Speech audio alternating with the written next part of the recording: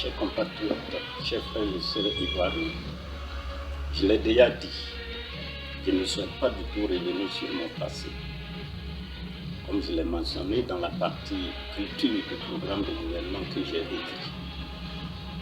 Mais permettez-moi d'en parler de façon brève, compte tenu de l'association abusive et répétée de certaines activités de ma vie, avec des faits sociaux qui sont quelquefois répréhensibles. Aussi, je vais diriger la Côte d'Ivoire, notre pays, en toute transparence et dans la justice. La liberté des uns commence là où s'arrête celle des autres. Je ne voudrais pas me répandre au sujet des événements vécus par vous. C'est à vous d'en parler si nécessaire pour lever tout équivoque, même si c'est une affaire d'argent. Je voudrais donc demander pardon aux Ivoiriens ainsi qu'à la communauté internationale pour les torts que moi-même et mes proches ont dû vous causer à travers nos actes. Pour rappel, j'ai fondé le cabinet Expertise et Conseil en septembre 2014 à travers l'étude de maître Jocelyne Curné, Cisa Abidjan. La publicité qui en a été faite dans les colonnes de Fraternité Matin, qui publiait ce même jour des faits divers de nature terroriste. Seule la page où figurait l'annonce d'Expertise et Conseil m'intéressait parce que je ne me sentais pas concerné par des activités de type violent, criminel ou terroriste. C'est pourquoi je n'ai pas eu à faire des observations à la notaire sur ce sujet. À ce jour, je me pose la question de savoir s'il y a un lien entre les conditions de la forme de publicité d'Expertise et Conseil et l'utilisation fréquente, sans mon consentement, des données produites non publiées sur les réseaux sociaux, ainsi que le vol des matériels et les agressions de toute forme, manquées à domicile ou en dehors, subies par moi-même en particulier et mes proches, depuis le début des activités en mars 2015. La dernière en date est apparue à la signature par le Premier ministre Robert Mondé de l'accord de prêt entre la Côte d'Ivoire et la Banque mondiale en 2023, suite aux opérations de promotion économique que j'ai menées auprès des institutions financières internationales en faveur de notre pays et de l'Afrique en juillet 2022. Suivant les informations disponibles sur ce travail, notre pays a mobilisé au titre des ressources publiques, avec le FMI par exemple, 3,5 milliards de dollars plus 1,3 milliard de dollars. Ça fait au total 4,8 milliards de dollars au titre des ressources publiques que le FMI a attribué à notre pays au titre de ses travaux. Pour la Banque mondiale, 4 390 milliards plus 0,825 milliards. Ça, c'est en francs CFA. Et l'Agence française de développement a attribué, toujours au titre de cette même opération, 200 milliards de francs CFA qui a été dénommée Initiative 2. L'impression du compte rendu de cette signature qui portait sur les 4 390 milliards de francs CFA, j'ai débordé. Et en plus du test des images, dont l'image du crime commis dans l'école primaire à Mans, ainsi que des photos de personnalités publiques. En ce qui concerne le drame survenu à Mans, que j'ai condamné sans publication, je pense que cette affaire a été jugée et les auteurs condamnés avec la plus grande rigueur de la loi. Je ne vois pas de lien entre la signature de cet accord et ce drame survenu plus tôt, ainsi que les photos d'hommes politiques. C'est pourquoi je ne me suis pas posé la moindre question. Pour ma part, je n'apprécie pas du tout la propension à rattacher mes activités sociales et professionnelles à des actes violents, terroristes ou mortifères. Depuis mon jeune âge jusqu'à aujourd'hui, je n'ai jamais été auteur, co-auteur, encore moins complice dans des activités de vol, de cambriolage ou de braquage, où que ce soit. Cette façon de vous comporter à mon égard et ceux de mes proches est incompréhensible et inacceptable, alors même que j'ai toujours aidé et soutenu collègues, collaborateurs et amis, suivant mes moyens, travailler pour la paix, le bien, la justice, la liberté, le progrès économique et social, et militer pour une meilleure répartition des ressources communes, ainsi que leur protection et leur sauvegarde.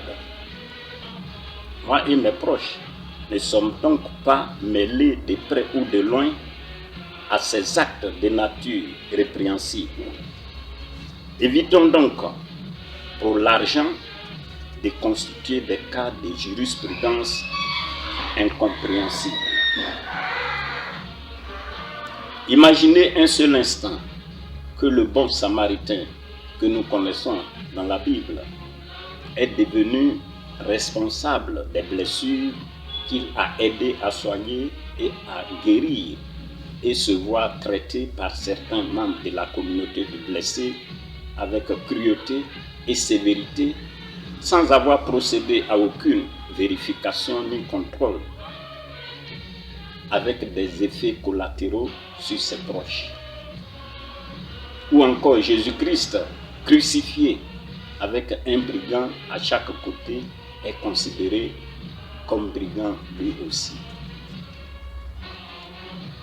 C'est moi au contraire qui ai subi de tels actes en 2001. À cette date, j'avais 35 ans.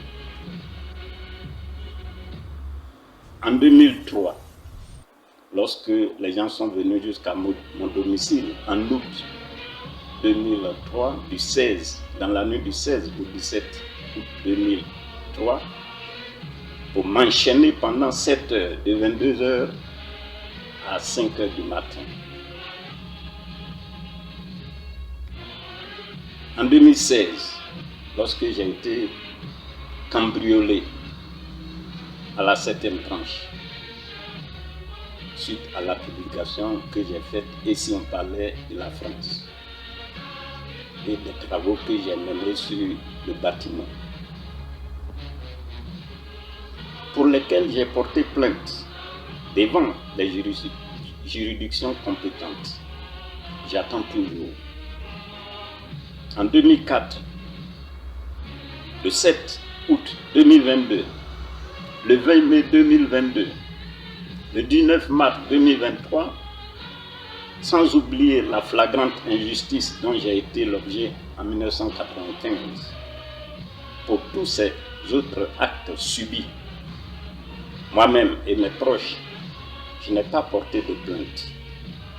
Je n'ai pas non plus porté de plainte en 2008 pour ma mère, alors même que le médecin m'a au téléphone demandé si je voulais porter plainte suite à son décès. Ces comportements au milieu d'un peuple toujours en crise peuvent créer de la confusion dans leur esprit et jeter ainsi du discrédit sur ma personne, ma famille et sur mes activités.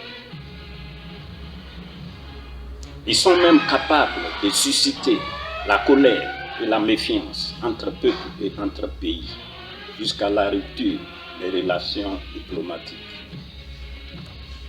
En conséquence de ce qui précède, et surtout pour mettre définitivement fin à des préjugés et suppositions dont certains leaders ou leurs groupements politiques en font la base de leur programme de société, je voudrais donc inviter les personnes vivant en Côte d'Ivoire ou à l'étranger qui estiment que moi et ma famille avons une part de responsabilité dans les événements qu'elles ont connus à s'adresser aux juridictions compétentes locales ou internationales sans tarder.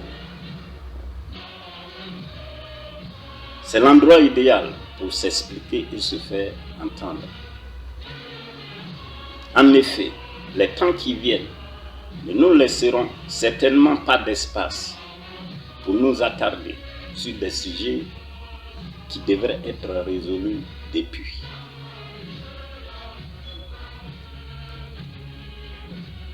En effet, au milieu d'un monde en perpétuelle mutation, j'aurai, avec chacun d'entre vous, des énormes défis à relever, à savoir loger dignement avec l'électricité, l'eau, une population en constante augmentation, l'éduquer et la former, lui prodiguer des soins de santé de qualité, communiquer à travers des infrastructures de qualité, incluant Internet qui prend en compte notre vie privée, la transporter dans les meilleures conditions possibles, la sauver et la protéger, ainsi que les biens et les ressources. Je voudrais encore une fois condamner cet acte odieux, ainsi que les autres similaires, que rien ne peut justifier, même pas l'argent, dans notre pays. Je rappelle que les Ivoiriens doivent vivre et travailler pour payer les crédits que l'État contracte pour assurer le développement de leur pays. J'ai toujours travaillé pour la paix, le bien, la justice, la liberté, le progrès économique et social, et milité pour une meilleure répartition des ressources communes, ainsi que leur protection et leur sauvegarde. Moi-même et mes proches ne sommes donc pas mêlés de près ou de loin à des actes de nature répréhensible. Évitons donc, pour l'argent, de constituer des cas de jurisprudence inacceptables et incompréhensibles aujourd'hui. Par principe, et tirant les conséquences de ce qui précède, j'ai décidé de renoncer à toute forme de rémunération pour les activités liées à la promotion économique, que certains appellent le lobbying. Moi-même, je l'ai appelé aussi le lobbying, en direction des bailleurs de fonds, tant qu'une telle rémunération sera rattachée à des actes sociaux non professionnels de type criminel, violent ou mortifère. Je reste donc dans l'attente du paiement des seules factures de la gestion du Covid-19 ainsi que celle de l'inflation. Le travail a toujours été ma seule source de trésor. Et d'ailleurs, je ne connais personne ayant fait fortune dans de tels actes détestables. Avant de me proclamer président de la République de Côte d'Ivoire en mars 2019, titre d'ailleurs reconnu par le président Alassane Ouattara en 2021, ainsi que le ministre d'État, ministre de la Défense, Tiné Ibrahim, aussi en 2021, ainsi que plusieurs autres autorités politiques d'ici et d'ailleurs, comme l'ancien président Laurent Gbagbo sur Facebook en 2024, ainsi que des patrons du monde des affaires. J'ai d'abord travaillé un peu plus de 11 ans dans les mines. À la Source des Mines, c'est une société d'État de Côte d'Ivoire. Puis presque 15 ans dans l'agrochimie et le négoce, un groupe français, et pour expertise et conseil depuis mars 2015 que moi-même j'ai fondé. Parlant de la présidente de la République, contre laquelle je me suis rébellé, je voudrais laisser le soin au président Ouattara d'achever ce qu'il a commencé. Si lui et son groupe politique me désignent pour porter leur couleur aux prochaines élections, je l'accepterai. Dans le cas contraire, j'aviserai. Quant à l'opposition ivoirienne, quoi qu'il advienne, nous travaillerons ensemble dans l'intérêt bien compris de notre pays, la Côte d'Ivoire. Je voudrais dire merci à Dieu qui nous a tous permis d'entrer dans cette nouvelle année 2025, que je souhaite heureuse et pacifique à l'endroit de l'ensemble du peuple ivoirien et en particulier à l'endroit des présidents Alassane et Babo, dont leurs conseils avisés me seront précieux. Enfin, ensemble, œuvrons pour que cette année soit magique. J'avais 47 ans en 2013 lorsque j'avais été appelé, 50 ans en 2016 quand j'ai publié sur Facebook, et si on parlait de la France, et 55 ans en 2021 lorsque le président Alassane reconnaissait mon titre de président de la République de Côte d'Ivoire. Je vous remercie.